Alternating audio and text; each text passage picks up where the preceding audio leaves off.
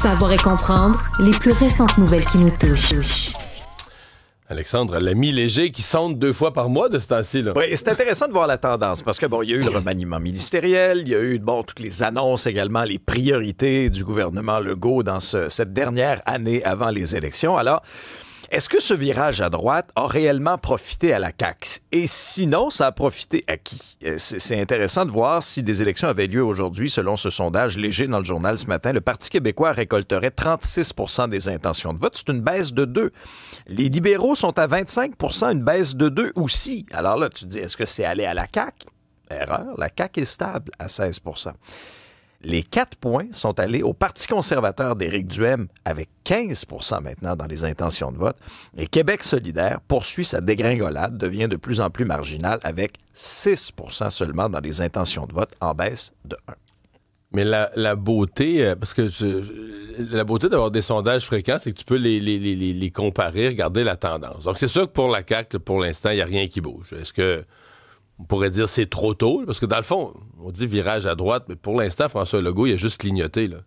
Dans le sens qu'il a juste dit, je vais faire un projet de loi là-dessus, mais il n'y a rien de fait, là. On peut dire il est tôt, ou on peut dire ça pogne plus, les gens ne l'écoutent plus. Les prochains sondages vont nous le dire. Dans le cas d'Éric Duhaime, on dit que c'est une grosse remontée, c'est vrai, mais c'est une grosse remontée par rapport au dernier sondage. Mais si on remonte juste 6 à 8 semaines en arrière, il était là. On avait interprété ça, il y avait une grosse baisse, on dit peut-être que sa défaite dans Arthabasca, est-ce que c'est ça? Ou est-ce que c'est juste, des fois dans la marge d'erreur, il a baissé, il remonte, il revient où il était.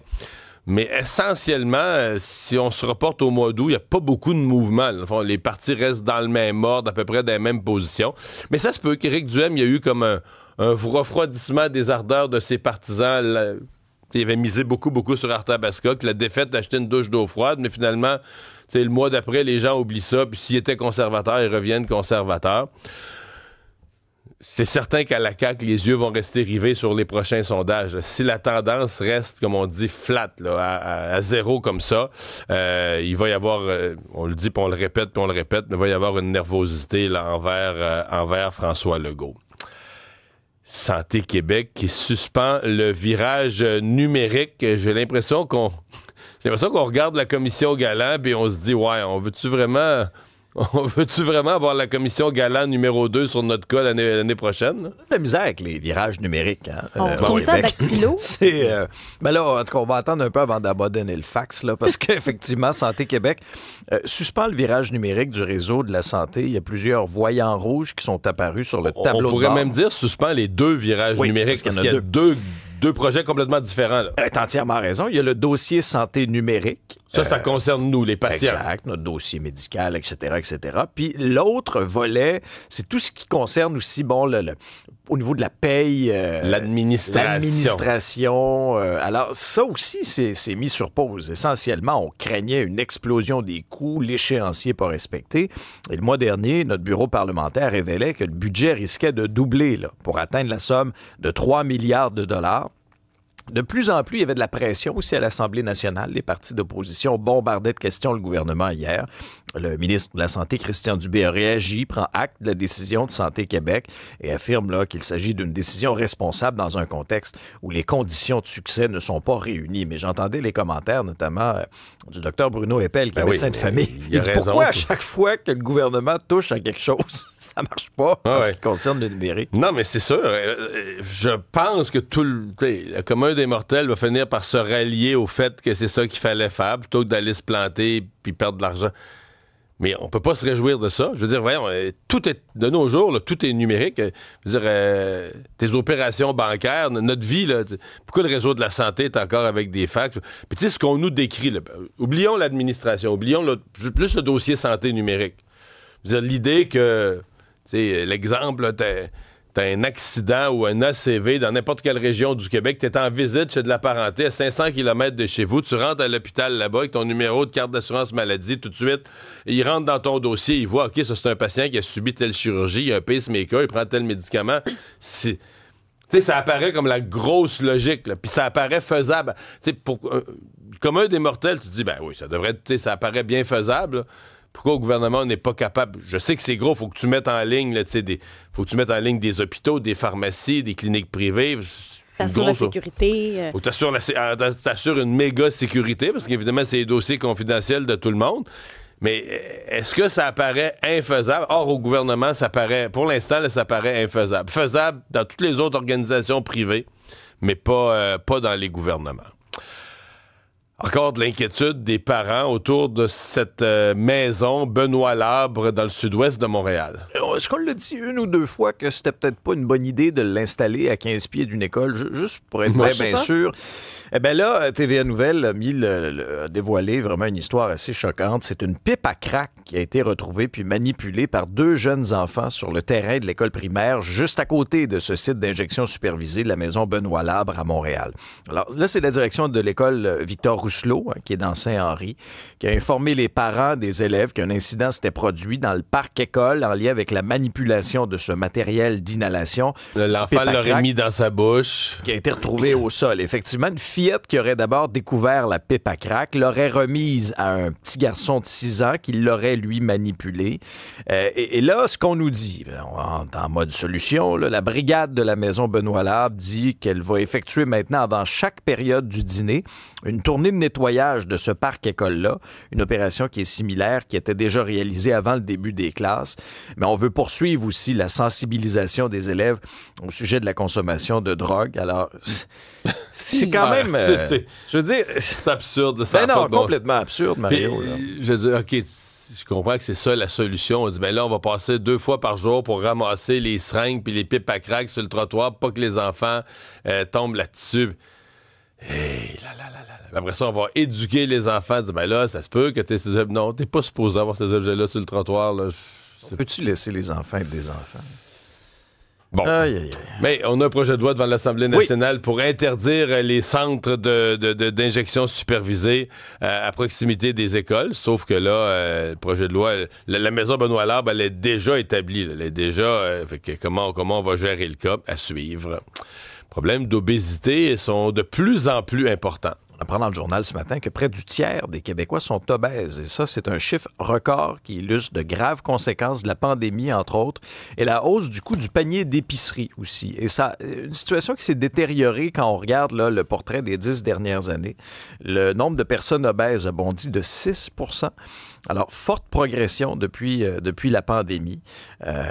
Semble-t-il, selon des experts, que les Québécois ont eu de la difficulté à conserver de saines habitudes de vie pendant la crise mondiale. On sait que les installations sportives ont été fermées. On s'est retourné beaucoup vers nos écrans. On a visionné beaucoup de séries. Le télétravail aussi, davantage de sédentarité. Ce sont les points là, qui sont identifiés là, par souvent, le stress est associé à ça. La société est stressée, le sommeil. Mais je me suis demandé aussi si, parce que la période de la COVID a été suivie immédiatement par la période là, de grande inflation des prix de l'alimentation.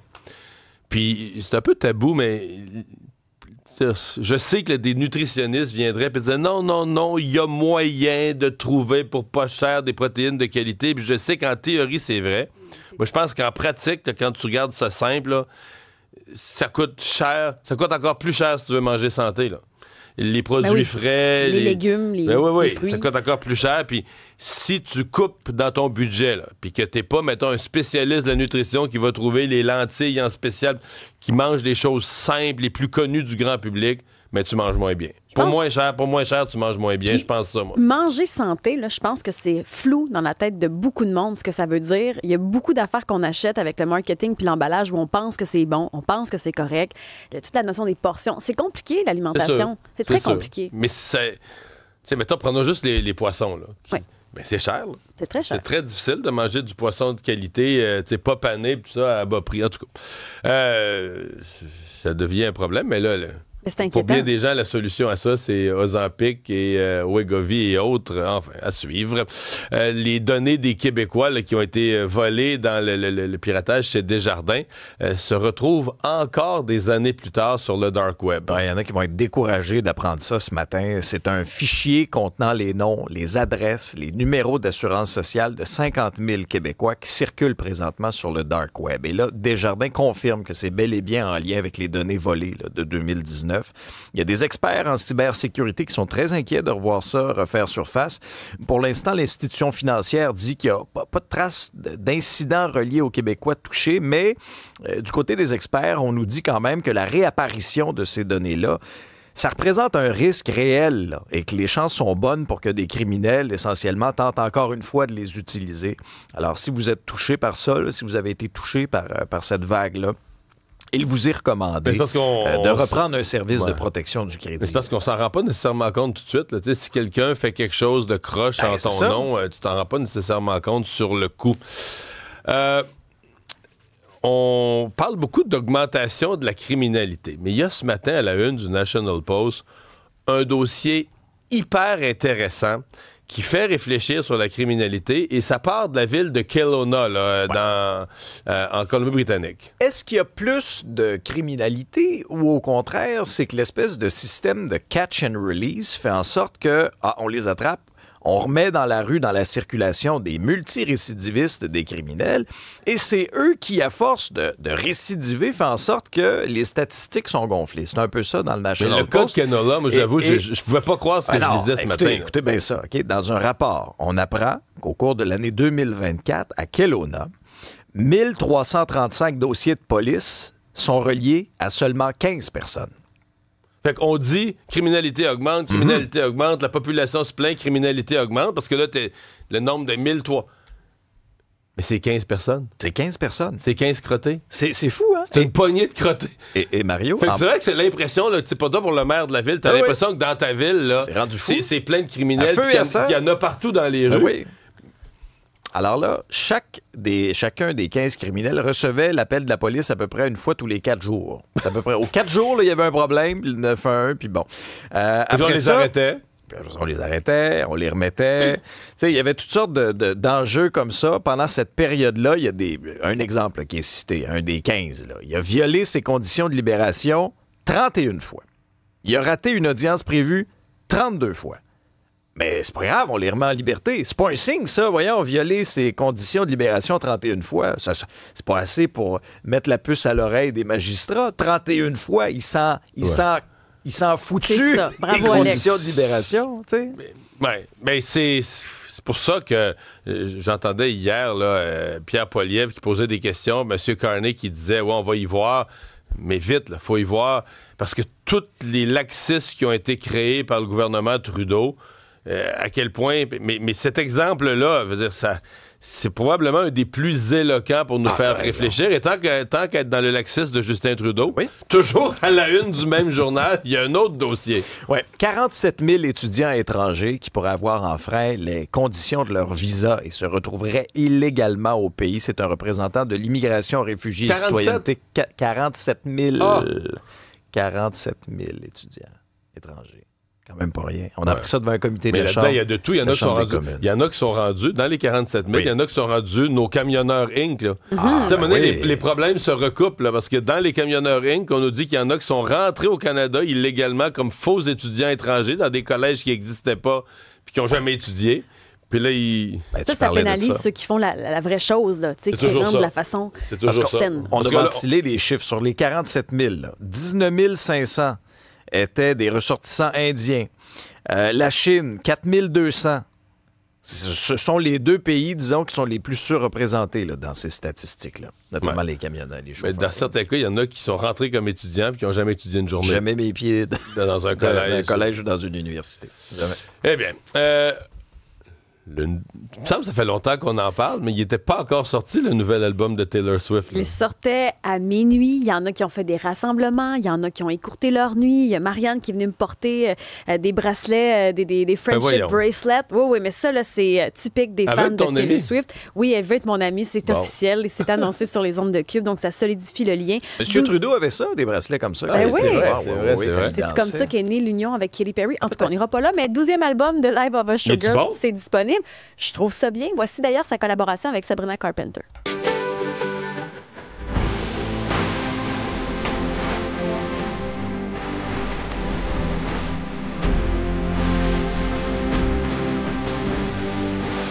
La poignée en régie. Ça fonctionne. Il y a des rythmes dansants sur l'album. On a des chansons un petit peu plus crunchy. Taylor Swift nous a pas habitués à ça. Des chansons où ça se passe bien en amour. On sait qu'habituellement, elle s'inspire de ses ruptures. Donc, Wishlist, entre autres. Je ne veux que toi, avoir 2-3 enfants, que tout le quartier se mette à se ressembler. On a également cette chanson. Moi, celle qui est venue me chercher sur l'album, c'est Cancelled. À la première écoute, c'est celle qui est venue me chercher davantage que les autres.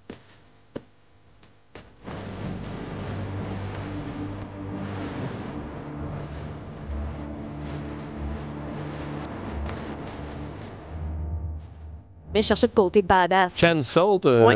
OK. Oui. Là, c'est pour faire spéculer les Swifties parce qu'on sait qu'elle cache ce qu'on appelle des Easter eggs, donc des espèces d'indices pour toujours la suite. Il y a Father Figure qui est inspiré de George Michael. Elle l'a pris d'ailleurs, elle a demandé la permission pour intituler sa chanson de la même façon que la chanson de George Michael. Et le réalisateur derrière, c'est Max Martin, celui qui a collaboré sur le premier album des Backstreet Boys, celui derrière le succès Baby One More Time de Britney Spears ou encore Blinding Light The Weeknd. C'est l'album qui a été le plus pré-téléchargé.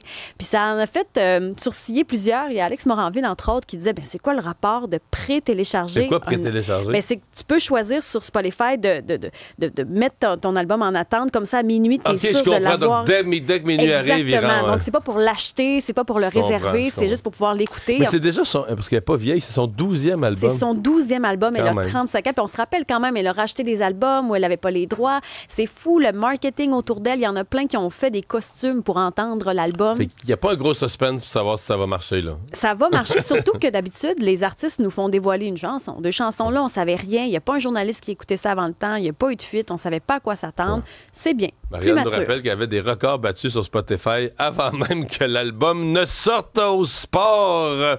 Charles-Antoine, on sait maintenant qui les Blue Jays vont affronter. Les Yankees de New York ont gagné hier. Leur jeune lanceur partant recru, j'ai regardé le match hier, il a été incroyable. 24 ans, premier départ éliminatoire pour Cam Schlittler. Pas le nom le plus... Schlittler. Et 12 retraits sur des prises. Il a menotté les Red Sox du début à la fin. En fait, les deux équipes avaient opté pour un lanceur sans expérience. Ça a été beaucoup moins concluant chez les Red Sox. D'ailleurs, on s'est posé la question... En fait, c'est une mauvaise manche. Là. Les 4 points ont été faits, dont une erreur Oui, une erreur défensive entre le premier et le deuxième but. Mais on s'est posé la question, est-ce que le gérant Alex Cora a attendu trop longtemps avant de sortir son jeune lanceur? Quand tu mets 0 point au compteur, tu peux difficilement blâmer les défensives puis le lanceur de l'autre côté. Ah, tout à fait. Donc, ça a été un grand match de Schlittler. 6 pieds, 6 pouces. Il m'impressionne, les grands lanceurs. C'est un peu comme un service au tennis. Tu sais, on parlait du jeune Québécois. Son Félix. nom, non pas Félix, mais...